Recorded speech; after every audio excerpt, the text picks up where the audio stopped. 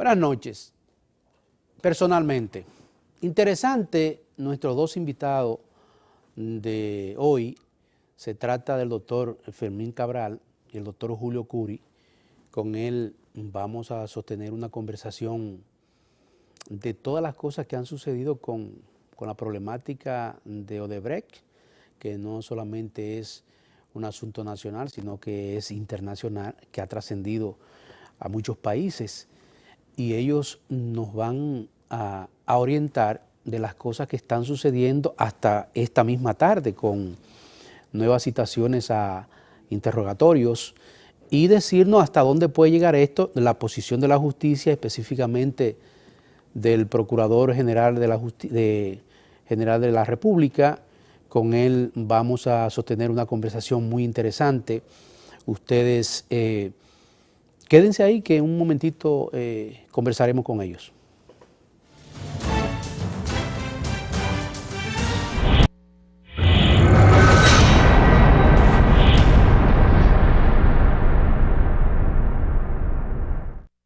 Esta noche con nosotros personalmente los doctores Fermín Cabral y el doctor Julio Curi.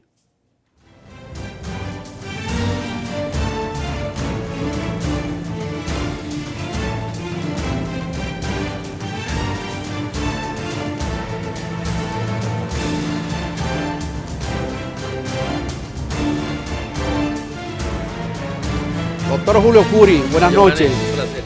Giovanni, Cabral, un placer, feliz tenerlo. un placer, gracias.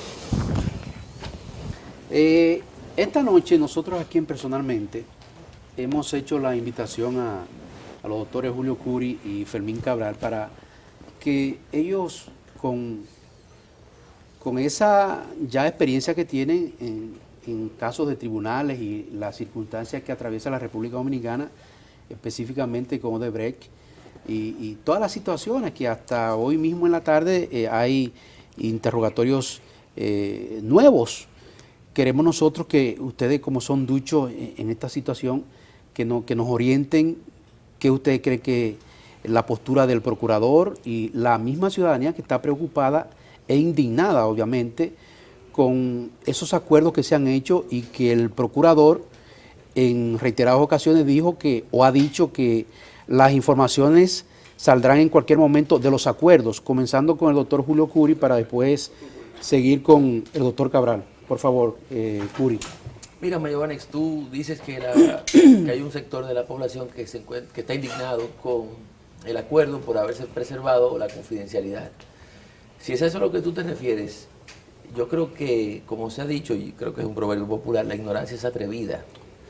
Porque eso es una manifestación de, digamos, de desconocimiento de lo que establece la normativa procesal penal. Entonces, la crítica es deportiva, suele ser más bien política, porque ahora yo creo que hemos estado resumando por los poros la insatisfacción que hemos acumulado a lo largo de los años en esta pretendida lucha contra la corrupción. Porque al día de hoy, en 30 y tantos años, el saldo es deficitario, tristemente deficitario.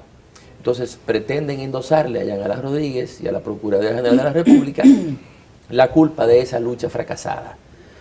Llega el caso de Odebrecht, emerge a los primeros planos y entonces, sin disponer de medios de prueba para poder sustentar ninguna acusación en contra de nadie, sale en un informe del Departamento de Justicia de los Estados Unidos que da cuenta que Odebrecht habría pagado, entre otros países, en República Dominicana, $92 millones por concepto de sobornos, para asegurarse ciertas obras públicas. No sabemos cuáles, no sabemos a qué funcionarios se le habrían pagado esos sobornos. Entonces el Ministerio Público inicia la investigación, pero está huérfano de herramientas y de medios para poder sustentar la acusación, incluso contra la mismísima Odebrecht, porque esa declaración allá no pudiera ser aquí retenida para probar fuera de toda duda razonable que habría incurrido en ese tipo penal. Entonces llega a un acuerdo con la persona jurídica. ¿Qué es la persona jurídica? La empresa. Se excluyen a los representantes de la misma, a los intermediarios, a los comisionistas, porque necesitan información a partir de la cual puedan desarrollar una investigación más eficaz que conduzca a una acusación.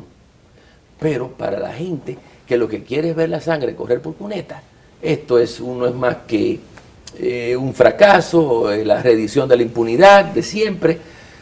Y nada, es difícil, repito, tratar de sembrar en el ánimo colectivo y sobre todo cuando se carecen de conocimientos técnicos, que esta era la vía más idónea para poder dar un siguiente paso, ¿no? en este trecho tan difícil que es la de recabar los medios de prueba para hacer imputaciones tanto a los funcionarios sobornados como a los intermediarios si los hubiese habido. Julio, cuando el procurador hace esos acuerdos que también la población y los duchos en la materia también dicen que ese ha sido un acuerdo motrenco, que no se ha podido publicar nada, la gente y muchos duchos en la materia dicen también que es necesario que se publiquen los nombres de las personas que supuestamente son sobornados. ¿Tú crees que ha sido lo correcto lo que ha hecho el procurador con un acuerdo o era mucho mejor que se vaya a la justicia y que no siga un acuerdo y que se quede todo ahí? ¿Tú quieres que te diga la verdad? Y yo no sé si Manuel compartiría este criterio conmigo. Si yo hubiese sido abogado de la empresa, yo hubiese preferido el pleito. Porque es que no creo que el Estado tenga medios probatorios para sustentar su acusación. Ya lo he dicho en la primera parte de mi intervención. Además, ellos podían asirse del principio del non bis in idem para poder justificar la inadmisibilidad de cualquier acusación. Y me explico, o yo quisiese que Manuel lo hiciese. Por favor, doctor. Bueno, es bueno decir, ¿no? Primero que corroboro todo lo que ha dicho Julio, este tema de la confidencialidad, tanto se habla y se critica, ¿no? Yo diría que hasta deportivamente, hay que decirlo que hay un imperativo normativo de que se mantenga la confidencialidad en esta parte, ¿no? Estamos en la etapa preparatoria del proceso penal que al decir del código es secreta. El Código Procesal Penal en el artículo 290 así lo establece. Pero también la ley orgánica del Ministerio Público en el artículo 10 que habla del principio de reserva de las actuaciones del Ministerio Público, esto para proteger la presunción de inocencia, también llamada estado de inocencia, ¿no? Porque como bien decía Julio, todo esto lo que estamos hablando es de un acuerdo que se generó en otra jurisdicción, en este caso en los Estados Unidos, prohijado por el Departamento de Justicia, a partir del cual, si usted ve el acuerdo, no se mencionan nombres, incluso los ejecutivos de Odebrecht están mencionados con un número, ejecutivo número 6, que es el que, por ejemplo, se refiere al área del Caribe y que, bueno, quizá uno pueda identificarlo, ¿no?, por las referencias a su paso por República Dominicana, que fueron muy sonadas, pero en principio la información que tenemos viene estrictamente de ese acuerdo, ¿no?, que genera un no bis in idem, o la prohibición de lo que es el doble juzgamiento. No se puede juzgar dos veces a una persona, inclusive una persona moral, porque hay que decir que aquí habrían sanciones penales para esa empresa. El mismo hecho, que es el soborno, que fue admitido en los Estados Unidos y que alcanza también Brasil y Suiza, porque el acuerdo no es únicamente con los Estados Unidos, el acuerdo del Departamento de Justicia, ¿no? Ahí está también Brasil, está también Suiza, incluso Brasil va a tener el 80% de las multas. O sea que ni siquiera los Estados Unidos se van a quedar con gran cosa.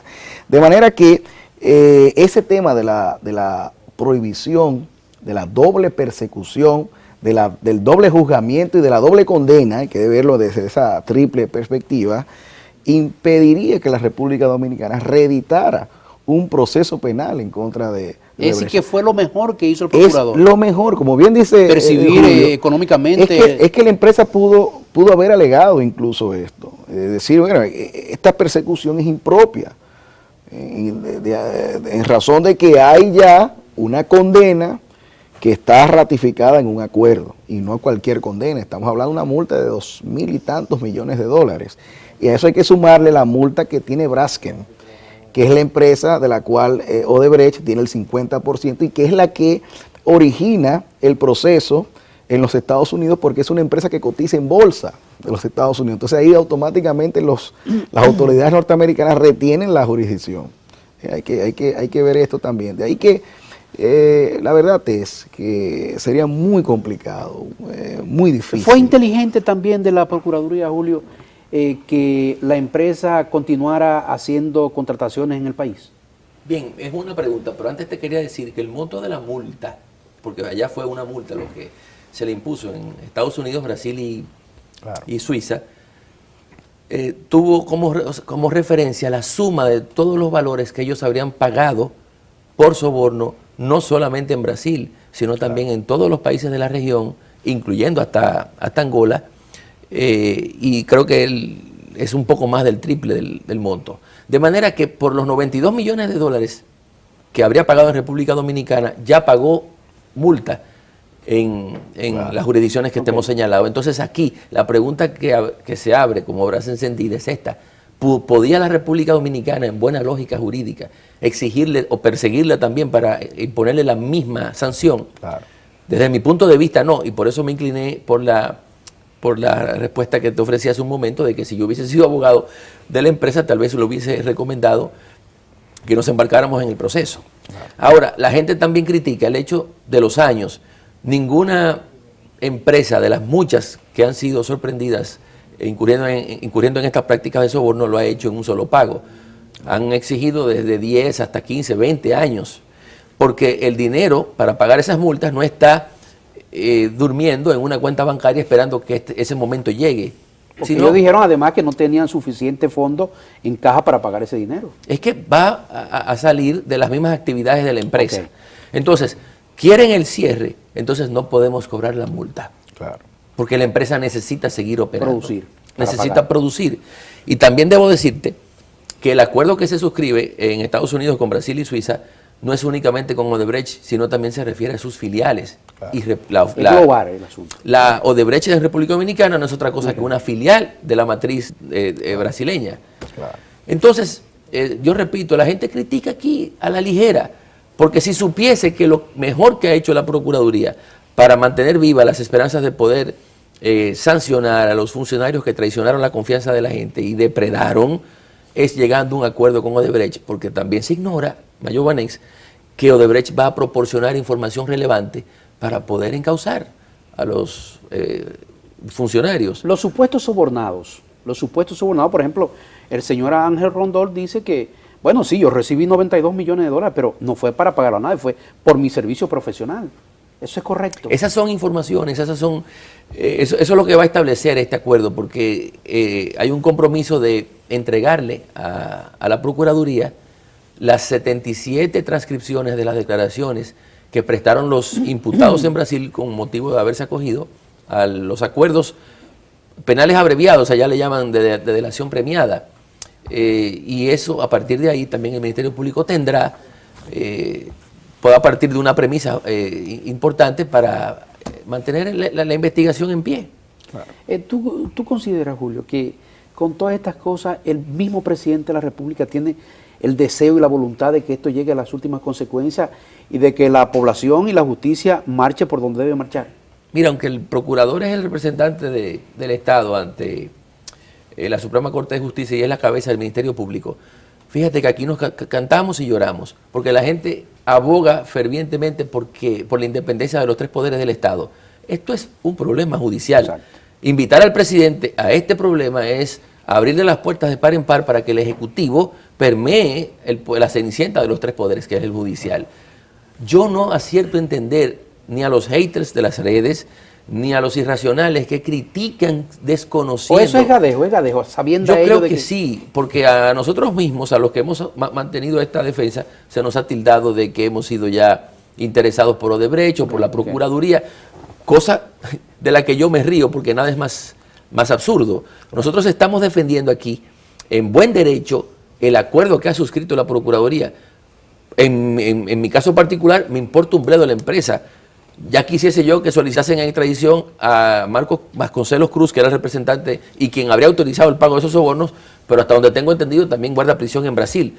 O sea, yo lo que quiero es sanción y que el Estado, el dinero del Estado no sirva únicamente para que los funcionarios se llenen las faltriqueras. Todos tenemos, lo compartimos, ¿verdad, Manuel? Claro. Ese deseo, claro. Pero no por la vía medalaganaria que quiere gente que incluso hace opinión pública. Así que eso es lo que lamento, que aquí no haya serenidad, sensatez para abordar un tema tan técnico como este, porque esto desborda la capacidad de entendimiento de gente que no puede, a mí me duele decirlo, claro, pero claro, no puede meterse en este debate. Claro. Doctor Cabral, ¿usted considera que lo político, específicamente la oposición, está plenamente interesado en que esto sea un desastre para el gobierno y para la justicia? Bueno, la verdad es que este es un caso que da pie, ¿no?, a muchas conjeturas. El tema de la politización, ¿no?, de un proceso como este, de tanta envergadura, ¿no?, tan importante, tan relevante para este país, es muy peligroso. Ver esto como algo político, el hecho de que se llegue a un acuerdo con una empresa, hay que decir también, bajo el fundamento claro de la codificación que manda que se solucione el conflicto, que establece los mecanismos para salir, para solucionar el conflicto penal, no de la forma tradicional que es un juicio donde, se presenta una acusación, donde se pasan 5 o 6 años recorriendo, ¿no?, las distintas instancias judiciales, los grados, sino que se ha hecho en el marco precisamente de lo que son esas salidas alternativas que presenta la codificación de manera clara, ¿no?, y que es lo importante. Hay que ver esto desde el plano técnico, como bien decía Julio, ¿no? Esto es un asunto que requiere de un expertise, que requiere de un análisis pormenorizado de lo que son los textos legales. De ahí que, ahí vuelvo y digo, el tema de la politización, ¿no?, sea tan peligroso, porque entonces pone en tela de juicio cualquier cosa, inclusive la intervención que haga un juez, validando o no este acuerdo, ya hasta eso se ha querido condicionar, que un juez no puede hacer, no podría validar este acuerdo, que un juez no podría intervenir en esto. Entonces se sigue apostando a lo que es el desconocimiento de la independencia de los poderes, ¿no? Se le exige que el presidente intervenga en un caso como este. A mí, lo que me parece a mí, como bien decía Julio, ¿usted tiene la esperanza de que el procurador divulgue los acuerdos? Sí, eso es lo que se ha manifestado, que una vez el acuerdo pase por el sedazo judicial, entonces ya sea dado a conocer a la opinión pública, porque es lo que manda también, ¿no? El ordenamiento, ya una vez la acusación, que es lo que se somete, también hay que decirlo, que hay algunos juristas que han dicho, bueno, no se puede hablar de un acuerdo porque para el acuerdo hay que presentar una acusación. Entonces las personas que no dominan bien la técnica del proceso penal inmediatamente piensan que se trata de ese acto de culminación de una investigación donde concurren, tantas personas que han sido interrogadas, y no es así. Cuando se habla de acusación en el artículo 364 del Código, lo que se refiere el legislador es que hay una acusación que se presenta. Lo que pasa es que ahí mismo en esa acusación se establece la pena, que en este caso sería lo que se impondría, y yo voy más lejos, igual como dice Julio, por el tema de no bis in idem, aquí ese monto del que se habla parecería ser una indemnización, porque realmente no podemos, como hemos dicho, no podemos volver a sancionar por el mismo hecho. Los Estados Unidos ya lo hicieron.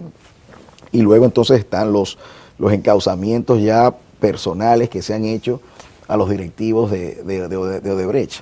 Pero quiero resaltar, mi caso particular, ¿no?, y igual el caso de Julio, que hemos sido, vamos a decir, consultados sobre este tipo sobre esta medida que se ha tomado, ¿no?, de llegar a un acuerdo, arribar a un acuerdo con esta empresa. Pues mi participación, mi intervención en esto, que yo primero digo que soy un abanderado de los acuerdos. O sea, los Estados Unidos tienen un sistema judicial eficiente, producto de que más del 90% de los casos en el sistema de enjuiciamiento penal norteamericano se llegan a acuerdos, y eso no implica en modo alguno la pérdida de credibilidad en el sistema, ¿no? O sea, hay que entender que esos mecanismos de solución alternativa, la conciliación, la suspensión condicional del procedimiento, los criterios de oportunidad, los acuerdos plenos o parciales, están ahí para ser utilizados. Y ya en el pasado la Procuraduría los ha utilizado, lo que pasa que en casos no tan sonoros. Yo he llegado a muchos acuerdos con la Procuraduría. Yo he visto en audiencias, yo estando esperando, he visto acuerdos que se hacen ahí mismo. Cuando un imputado tiene ya un año quizás guardando prisión o una medida de coerción, no tiene que ser la prisión, y el Ministerio Público decide, bueno, ya entendemos que se pueden imponer unas condiciones especiales para el cumplimiento de una pena, o por ejemplo la dificultad, que sería un caso como este, de recolectar todas esas evidencias, todos esos elementos probatorios. Eso es lo que hay que ver. Julio, nosotros como imberbe en la materia, ¿por qué no la Fiscalía y sí la Procuraduría? Mira, la Procuraduría es, digamos, la que está en la cúspide del Ministerio Público, y eventualmente aquí pudiesen haber funcionarios en ejercicio que gozan del privilegio de jurisdicción y por tanto le correspondería a la Procuraduría ejercer la acción pública, pero también porque tiene una Procuraduría especializada, que es el PEPCA, en la persecución contra la corrupción. De manera que por eso la Procuraduría es que inicia las investigaciones. Claro. Y antes de la pausa, porque nos han hecho señas, la gente también se ha quejado, como decía ahorita, de que no han inhabilitado Odebrecht aquí para operar. Y yo te pregunto, ¿en Brasil sobornó? Sí. ¿Continuó operando? Sí. En Estados Unidos, uno de los argumentos que esgrimen con frecuencia a los críticos es, allá no se sobornó y por eso le permiten a Odebrecht seguir trabajando en algunos estados de la Unión Americana. Y yo te pregunto, ¿y cuando Universal, que fue sorprendida sobornando en Estados Unidos, se le privó de sus actividades comerciales? No. La Bayer, que también fue sorprendida pagando sobornos en Estados Unidos, ¿se le suprimió el desempeño de sus actividades comerciales? No. Es decir, aquí palos y boga y palos y no boga. Y no te he mencionado un montón más, claro, que han incurrido en prácticas de soborno, que han continuado operando en sus respectivos países, como la Rolls-Royce, JP Morgan Chase, Johnson & Johnson, Siemens, por ejemplo. Siemens, pagan su pena y continúan su labor. Pagan su multa. Exacto. Y continúan operando porque entran entonces bajo la supervisión de las prácticas éticas que se le imponen como condición para que continúen haciéndolo, operando. Es el criminal compliance, lo que se conoce como criminal compliance. Pero estas explicaciones no se les puede dar incluso a muchos abogados que en las redes lo que sienten es hasta celos, porque creen que Olivo Rodríguez, Eduardo Jorge, Manuel Fermín Cabral y yo, creen que estamos recibiendo alguna paga por Bueno, nosotros los hemos invitado aquí para que nos orienten, porque carecemos de pero la capacidad de... Manuel, tú no, yo no sé, yo he percibido, menudea la envidia incluso de abogados que creen eso, que por qué no los llamaron a ellos, por qué ellos no fueron consultados, porque critican hasta por no haber sido tomados en cuenta. Esa es la mezquindad humana con la que uno no puede luchar. Pero en fin, de esos mezquinos tú me puedes hacer parte de comunicarme con ellos, invitarlos también para no se sientan mal. Para que no se sientan mal. Vamos a una pausa.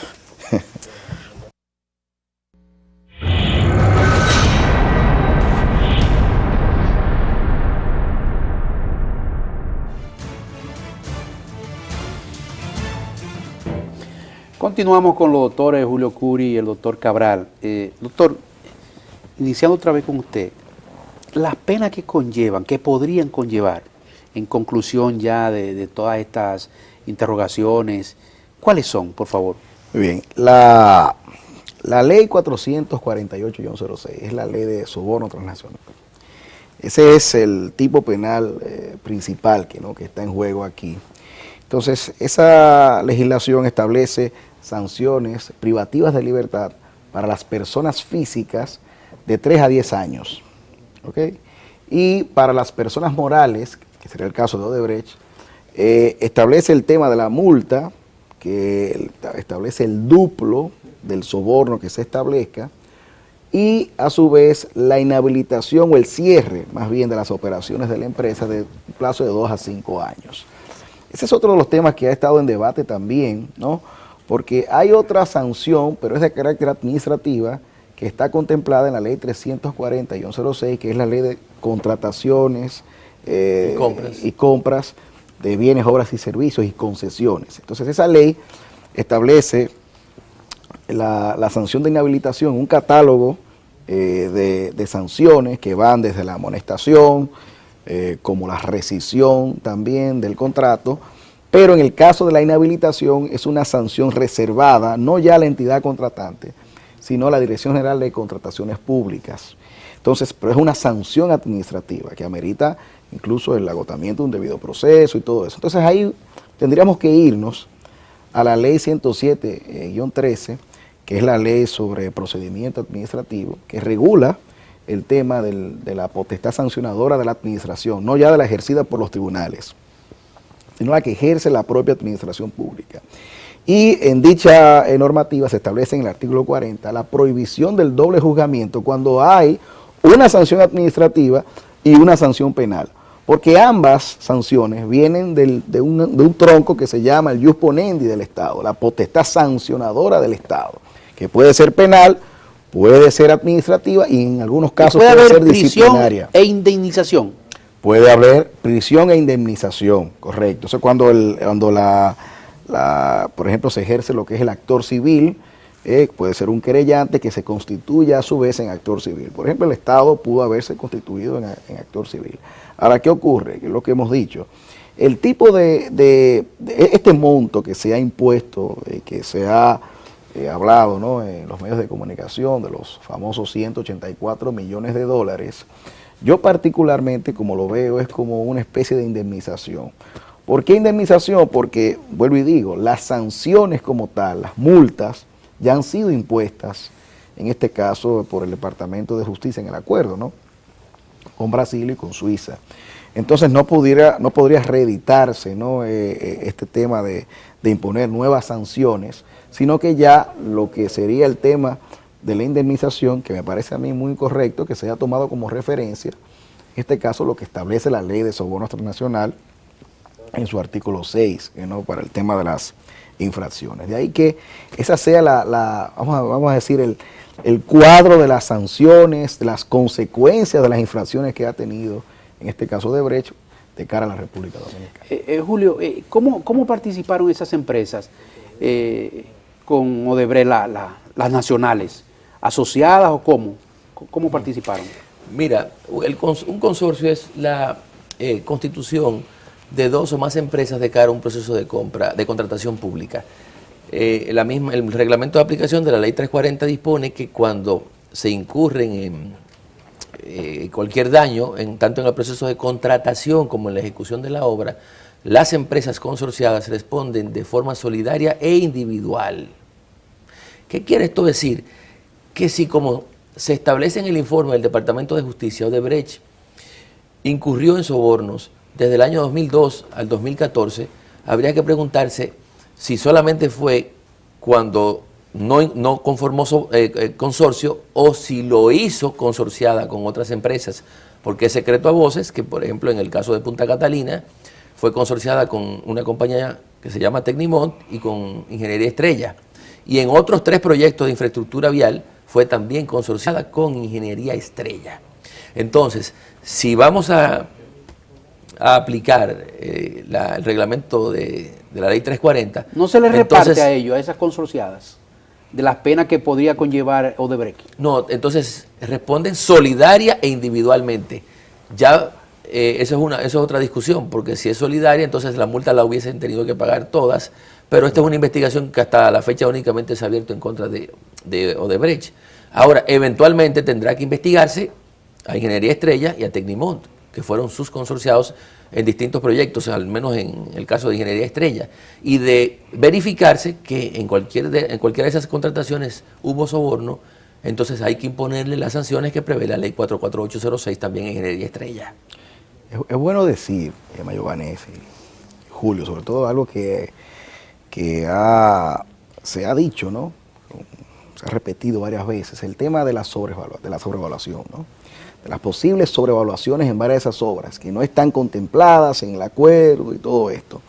Es bueno decir que el tema de la sobrevaluación responde a otra categoría jurídica, es decir, a otro tipo penal, pero que para ello, ¿no?, para poder verificar, para poder establecerlo, eso ameritaría que se realizaran las correspondientes auditorías, en este caso de la Cámara de Cuentas, que tiene la posibilidad de hacer lo que se llaman las auditorías financieras, las auditorías de gestión y los informes o estudios especiales, que son los que determinan si hay o no indicios de responsabilidad penal. Eso está en el artículo 30 de la ley 1004 sobre Cámara de Cuentas. ¿Y por qué tienen que hacer estos informes? ¿Por qué tienen que hacer esas auditorías? Porque hay una presunción de validez de las actuaciones de la administración pública hasta tanto no se verifique pues un informe o un estudio de esto de lo que realiza la Cámara de Cuentas, porque si no el Estado no podría ejercer la función administrativa de cara al interés general si no hay una presunción, al igual que hay una presunción de constitucionalidad de las leyes.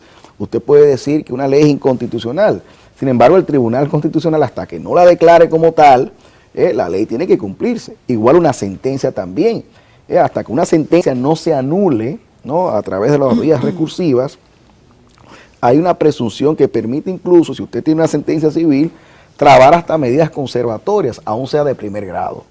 De manera que de ahí que viene ese concepto, ¿no?, de la presunción de validez, también llamada presunción de legalidad o presunción de legitimidad, que tienen las actuaciones de la administración pública.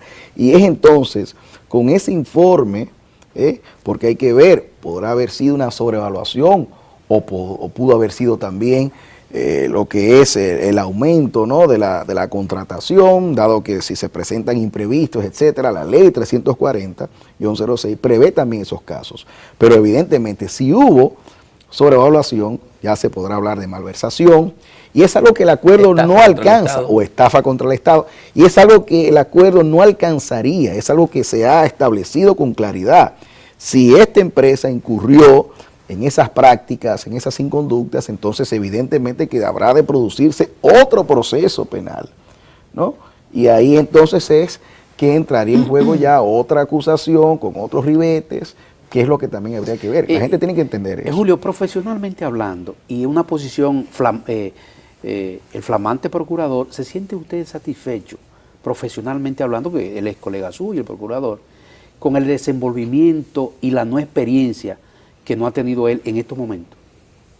Pero es que él lo ha hecho bien. Mira, yo he tenido durante toda la entrevista el Código Procesal Penal abierto en su artículo 2, porque precisamente una de las críticas que se le ha formulado es que ¿por qué ha llegado este supuesto acuerdo de lenidad o de inmunidad? No. Esto es lo que dispone, esto es uno de los principios cardinales, uno de los principios rectores del proceso penal. Solución de conflicto. Lo voy a leer. Los tribunales procuran resolver el conflicto surgido a consecuencia del hecho punible, es decir, del delito, para contribuir a restaurar la armonía social.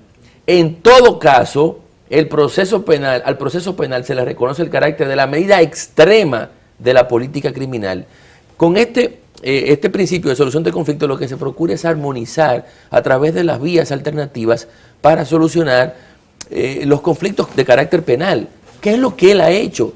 Pero la gente hubiese querido un proceso largo, tedioso, fatigante y costoso, porque iba a tener que contratarse abogados también para esto, para que al final le impongan apenas únicamente la multa, si acaso, si es que no invocaban con éxito el principio non bis in idem, o para que dispongan el cierre, pero ¿dentro de qué tiempo? Porque como ha explicado Manuel, durante el interregno del proceso judicial ellos se benefician del principio de presunción de inocencia, aún sean personas jurídicas o morales, ¿no?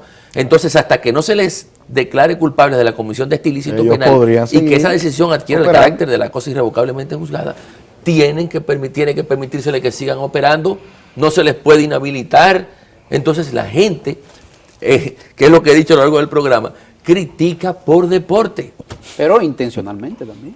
Sí, yo creo que hasta también conseguir sus propósitos. Son exacerbadas por algunos sectores que pretenden pescar en ríos revueltos.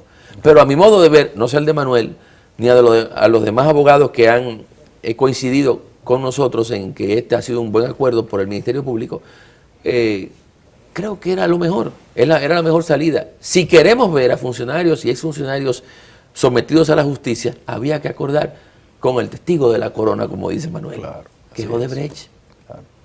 Así se ha hecho en muchísimas partes del también mundo. hay una inconformidad con esto del acuerdo que hasta el 2025, es decir, que 8 años después se siga el acuerdo pagando. Pero yo te lo dije, Claro. Siemens pagó $800 millones en Estados Unidos en 20 años. La Rolls-Royce acaba de en enero, ahora, hace apenas un mes, de asumir el compromiso de pagar 96 millones por haber sobornado las dos y todas las que yo te he mencionado en 17 años. Claro.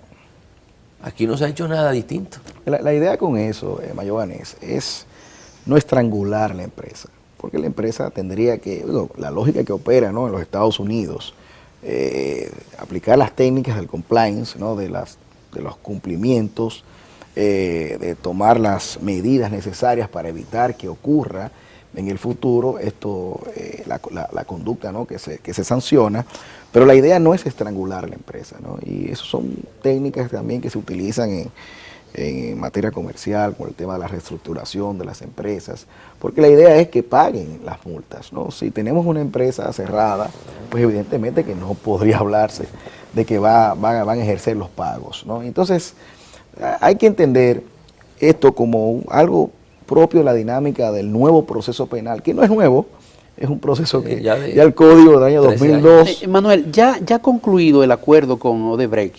Entonces, nos imaginamos que la Procuraduría continuará las investigaciones para llegar entonces a los supuestos otros culpables.